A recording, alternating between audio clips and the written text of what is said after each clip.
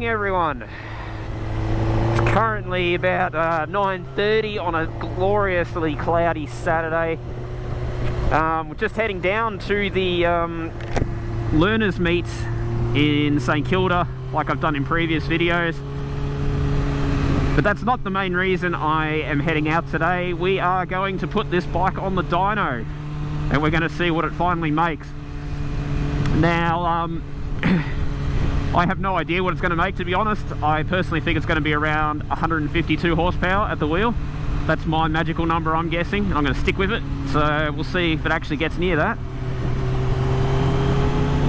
But yeah, the learners meet is halfway there, so I thought, screw it, may as well make a day of it. So we're going to go check out the learners meet. I might actually give this bike a go doing the course, and it's a bit of a pain in the ass trying to get a bike with this sort of gearing around that thing, but might try.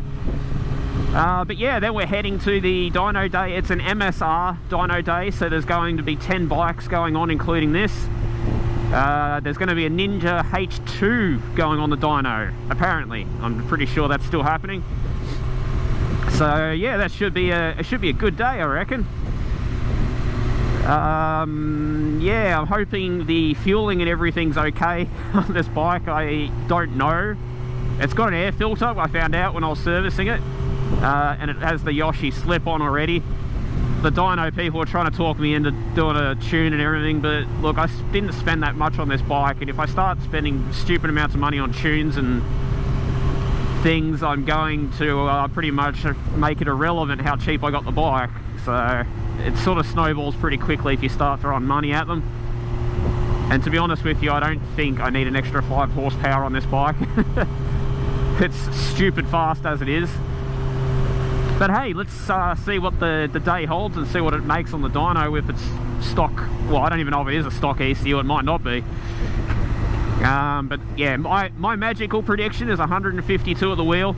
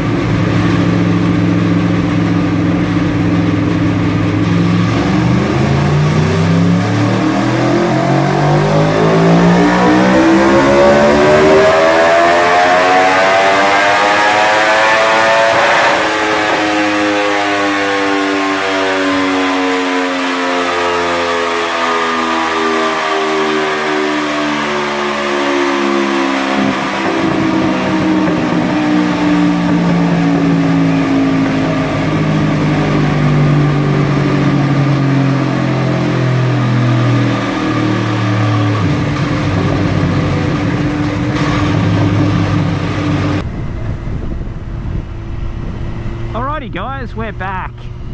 So, bike did alright on the dyno. It wasn't as good as I had hoped.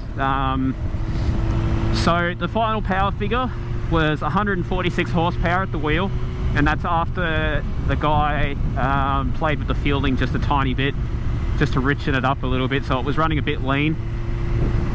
Yeah, so, you know, is what it is, 146 horsepower. I'm still happy with it. I thought it would break 150, but it just wasn't on the cards. More to do on the bike. It's got an air filter. It's got the Yoshi slip-on. At the end of the day, it's all top-end horsepower anyway, but wouldn't mind just cleaning up the fuel mixtures a little bit just to make sure it's safer. So I'll probably get it back at some point and get him to adjust it, just get it really dialed in. Also got to do the fuel filter as well, because that can cause problems with leaning the bike out. Also the CF Moto went on, and that's got the exhaust on it now. That made 56 horsepower, but it was running really lean, like 14 AFR into 15 at one point, which is really dangerously lean. So yeah, if you've got a CF Moto and you've put an exhaust on it, I would suggest you get it dynoed and check what it's actually doing, because it seems those bikes run pretty lean out of the box, and putting an exhaust on it certainly doesn't help matters. No, you know, the power is pretty good, but also, you know, when it's running that bloody lean, it's going to make